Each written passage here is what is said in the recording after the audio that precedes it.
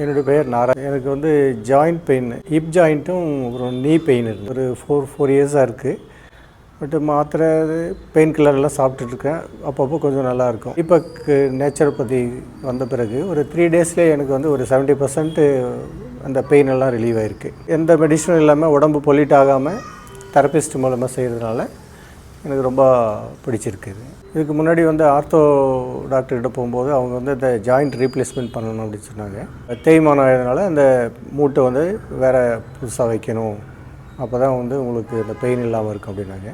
தீபக் நேச்சுரோபதிக்கு வந்த பிறகு ஒரு 3 டேஸ்லேயே எனக்கு வந்து நல்ல இந்த பெயின் எல்லாம் ரிலீவ் ஆகிருக்கு. நைட்லலாம் வந்து சயாட்டிக் பெயின் இருந்தது, இப்போ அது வந்து பெயின் இல்லை.